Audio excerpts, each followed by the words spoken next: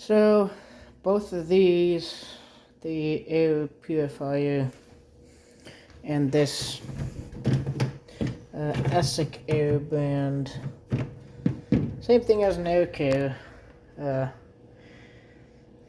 humidifier, came with the house.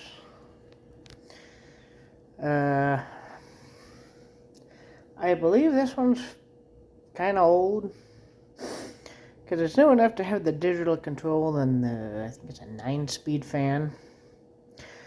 But all the modern ones that I've seen, the ones I've seen in stores and online, they all have that stupid blue LED display with the bright blue LEDs that are way too bright,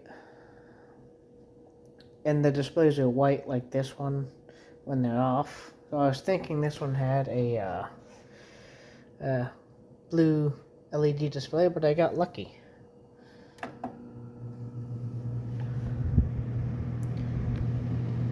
It doesn't have any water in it or a super wick. I rigged it up so the fan would run, just so I could demonstrate it. But this one has a green display, and it's actually not too bright. I mean, like, you can see it for sure, but it's not gonna like shine onto the ceiling.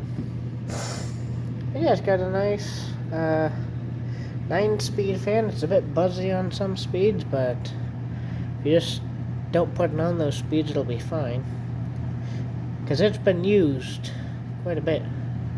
Anyways, here's fan 1, fan 2, fan 3, 4, 5, 6, 7, 8, and 9.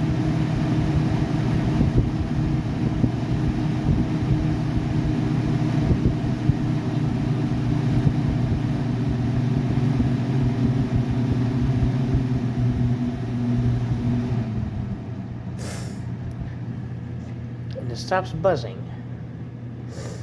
So I will just be leaving it on fan speed 1 when I use it. And they do sell a couple of models that have 2 smaller fans. My parents have one, and that's a good model too, but I prefer the single fan.